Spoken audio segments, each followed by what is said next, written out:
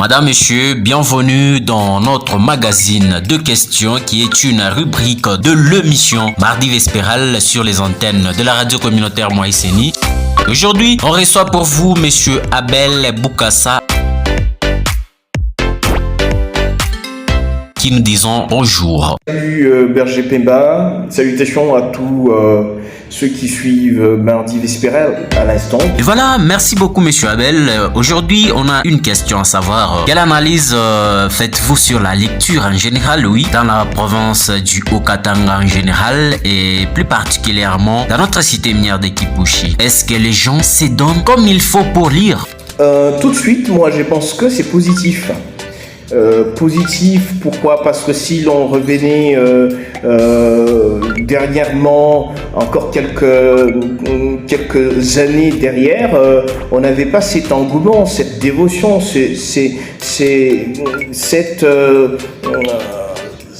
jeunesse dynamique qui voudrait absolument s'arracher les livres, qui s'intéresse de plus en plus à la lecture, qui est en quelque sorte éveillé et révolté à l'idée de lire. Et tout cela, c'est encourageant à mon sens. Et donc, mon avis est tout à fait positif. Parce que où je suis, j'essaie d'entrer facilement en contact avec différents auteurs, différents écrivains, différents lecteurs dans des clubs de lecture par-ci par-là, des salons littéraires, des vernissages, etc. Donc pour moi, ça, il y a quelques années encore, c'était rare à voir. Et moi, ici en 2023, fraîchement commencé, et maintenant quand vous savez qu'il y a un événement culturel qui va se passer telle ou telle autre part, les jeunes accourent, hein, ils s'ébrouent à la chose culturelle, à la chose qui touche au livre directement. Il y a de plus en plus de lecteurs, il y a de plus en plus d'écrivains, des jeunes auteurs, ce qui était difficile à constater il y a encore quelques années. Donc moi, je pense que c'est plutôt des avancées significatives que nous devrions louer, encourager, et voilà, nous devrions en être fiers. Mais bien sûr, il y a encore certains paramètres qui sont encore difficile à débloquer, à déboulonner, parce que, voyez-vous, l'accès au livre est toujours difficile. S'il faut importer des livres de l'étranger, c'est toujours difficile. Consommer local, bon d'accord, mais déjà il se pose des problèmes majeurs, notamment à la chaîne du livre qui est encore titubante, qui est encore à ses débuts, qui essaie de se réformer tant bien que mal. Donc la mécanique est encore difficile et elle est encore inextricable. Donc évidemment, il y a la cherté aussi du livre, mais aussi la rareté du livre. Parce que la plupart, on aimerait bien lire certains auteurs congolais, certains auteurs louchois, certains auteurs kipouchois. J'en suis un et j'en suis fier. Voilà, d'être un parmi les auteurs des Kipushi, voilà, donc d'être compté comme d'abord auteur, et après, si l'on doit s'intéresser à mes origines, c'est un auteur kipouchois. Donc je suis un peu privilégié d'être répertorié sur la liste des auteurs dits des Kipushi. Donc il y a l'inspecteur Moké Amissi, il y a monsieur Mathieu Mwanzalou-Bavou, il y a Emery Chisso Achisso, donc il y a tous ces gens-là qui se sont intéressés à la lecture, qui ont cru en elle, et qui déjà pour la plupart c'est des écrivains qui publient à compte d'auteurs, donc avec leurs moyens propres, mais ils n'y gagnent presque rien. Mais il y a cette passion,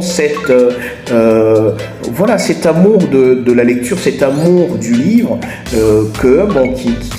qui nous anime nous tous. Donc, il y a encore la chaîne du livre qui a des sérieux problèmes par rapport à la vulgarisation des livres, la consommation encore difficile. Et d'ailleurs, la plupart d'écrivains commencent à écrire pour écrire des formats plutôt économiques, moins de 100 pages pour que au moins tout le monde ait l'envie de lire. Donc c'est positif, mais il nous reste quand même certains aspects à prendre en compte. Et ce qui est déplorable, c'est que le ministère de la Culture et Arts, c'est à peine que la culture dans sa globalité est prise en compte. On sent qu'il y a des privilégiés et d'autres qui ne les sont pas. Donc, ce n'est pas seulement une question qui concerne une certaine catégorie. La lecture appartient à tout le monde, peu importe le domaine. Le livre est le seul vice qui reste impuni. Donc, évidemment, j'espère qu'avec à la longue, on va encore initier certains concours, notamment le concours de lecture à voix haute que nous avons organisé la fois dernière, c'est-à-dire l'année 2022. Et en 2023, on essaie encore peut-être de revenir sur une autre édition qui peut s'étaler jusqu'au Kipushi, mais aussi on sent que les autorités quand même kipouchoises sont un peu méfiantes par rapport à accompagner un projet qui va dans le sens de la culture. Mais je salue quand même certaines écoles qui essaient de se démarquer, mais aussi certaines personnalités kipouchoises qui essaient d'encourager différents projets qui touchent à l'écriture, qui touchent à la lecture, qui touchent au véhicule, n'est-ce pas, au véhicule culturel. Donc c'est très encourageant et nous espérons que des concours pareils auront encore lieu et que l'année 2023 sera une année où Kipushi va essayer un peu de s'ouvrir à la culture venant de l'extérieur aussi, parce qu'on sent que Kipushi reste dans un état stagnant par rapport à la culture. Voilà, c'est comme si cette ville avait eu un certain refus d'accéder à la culture, en tout cas. Mais encourageons quand même les écoles qui essaient de s'y démarquer, les auteurs qui essaient de s'y démarquer, les auteurs de Kipushi qui se démarquent à Kipushi ou à l'extérieur. Et nous pensons, et moi j'en suis très certain, qu'en 2023, bien sûr, le territoire, je ne sais pas moi, les autorités kipouchoises vont essayer d'aider cette jeunesse qui a besoin du livre, qui a besoin d'être cultivée, qui a besoin de corriger certaines erreurs du passé par le livre. Donc, moi, je crois fermement que nous allons déjà dans une bonne direction. Bien sûr, il y a encore des choses à faire, des choses à réconsidérer, des projets à encourager pour y arriver. Mais déjà, nous allons dans une bonne direction et cela est encourageant. Et donc, départ des telles émissions comme Mardi Vespéral, plusieurs émissions, des chaînes, des rencontres autour de la littérature, autour de la lecture, des concours organisés par des écoles. Je pense que déjà, c'est des avancées, ce sont des avancées significatives auxquelles nous devrions être réceptifs, ouverts pour que ça puisse encore prendre des débats. Merci beaucoup, Monsieur Abel. Ce fut vraiment un grand plaisir pour nous de vous recevoir aujourd'hui dans notre magazine des questions de l'émission Mardi Vespéral sur les antennes de la radio communautaire Moïseni. Pourriez-vous présenter vos vœux et votre dernier mot? Donc, mes meilleurs vœux à tous ceux qui suivent en fait Mardi Vespéral sur les réseaux sociaux, c'est très important, ça fait plaisir, ça encourage.